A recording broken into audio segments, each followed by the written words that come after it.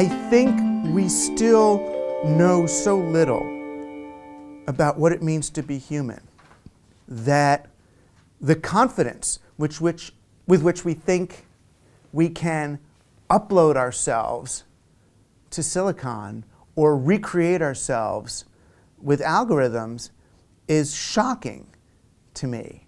The only ones out there who think they know what human consciousness is are computer engineers. If you talk to actual brain researchers and neuroscientists, they say we're nowhere close. We don't even know for sure what goes on in a single square centimeter of soil.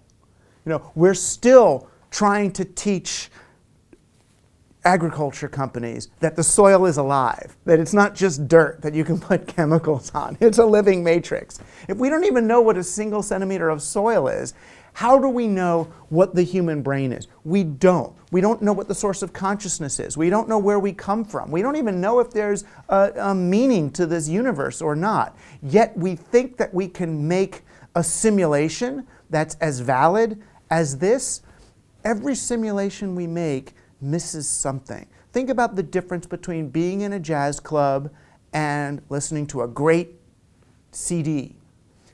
There's a difference, and some of those differences we understand and some of them we don't. So when I see people rushing off to upload consciousness to a chip, it feels more like escape from humanity than it is a journey forward. And I get it. Life is scary. Women, real life women are scary. The people are scary. The moisture is scary. Death is scary. Babies are scary.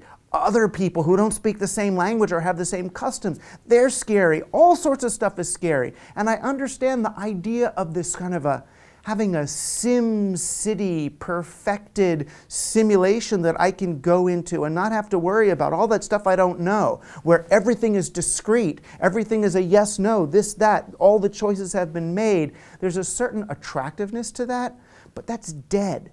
It's not alive. There's no wonder. There's no awe. There's nothing strange and liminal and ambiguous about it.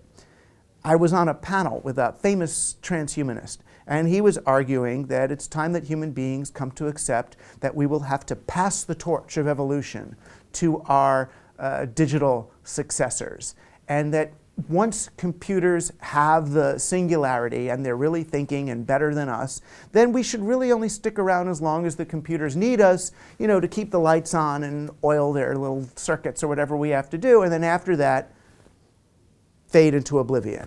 And I said, hey, no, wait a minute. Human beings are still special. We're weird. We're quirky. We've got David Lynch movies and weird yoga positions and stuff we don't understand, and we're ambiguous and weird and quirky.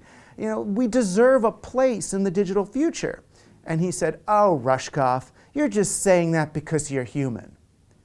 As if it's hubris, right? Oh, I'm just defending my little team. And that's where I got the idea. All right, fine, I'm a human. I'm on team human. And it's not team human against the algorithms or against anything other than those who want to get rid of the humans. I think humans deserve a place. Certainly until we understand what it is we are, we shouldn't get rid of us. And as far as I'm concerned, we're cool. We're still weird and funny and wonderful. And yeah, we destroyed the environment. We did really nasty things. But I would argue we do those things when we're less than human. We do those things when we can dehumanize others. You can't have slaves if you're thinking of those as people. You can only have slaves if you're thinking of them as something other than people. And this desire to transcend the human, I feel like it's excusing a whole lot of behaviors. It's excusing a whole lot of dehumanization. It makes it easier to send kids into caves to get rare earth metals for your phone. It makes it easier to create toxic waste everywhere. It makes it easier for you to think of the human timeline as having a beginning, middle, and an end because we're going to transcend it. And that's a sick Western, neoliberal, growth-based, apocalyptic myth that could very well end our species, but really I would say to the detriment of our little universe.